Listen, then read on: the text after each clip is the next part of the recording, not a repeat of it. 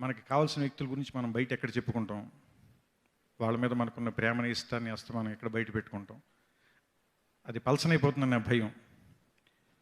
అందుకే నేను వాళ్ళ గురించి మాట్లాడను ఎక్కువ. కానీ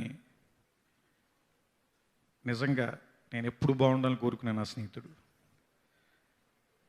ఎప్పుడు అంటే ఇప్పటికీ ఇన్ని సంవత్సరాల తర్వాత కూడా మా ఇద్దరికి కష్టం వచ్చినా సుఖం వచ్చినా మేము వెళ్ళి తలుపులు వేసుకుని లోపల కూర్చున్న పంజాగుట్ రూమ్లోనే ఇప్పటికీ మా ఆనందం వచ్చినా అక్కడికి కలుస్తాం, ఏదైనా కష్టం వచ్చినా అక్కడికి కలుస్తాం. వాడికి వచ్చినా నాకు వచ్చినా ఇద్దరికి వచ్చినా ఏ సొల్యూషన్ అయినా లోపల నుంచే బయటికి పట్టుకొస్తాం. ఏ విజయాన్నైనా అక్కడి నుంచే పట్టుకొచ్చాం, ఏ దుఃఖాన్నైనా అక్కడి నుంచే దాటాం. సో అద్దంలో ఉన్న నేను అందంగా ఉన్నానా లేదని చెప్పుకుంటే ఎలా ఉంటుందో సునీల్ నాకు ఎంతో చెప్పుకుంటే నాకు ఎలా ఉంటుంది. అందుకని నేను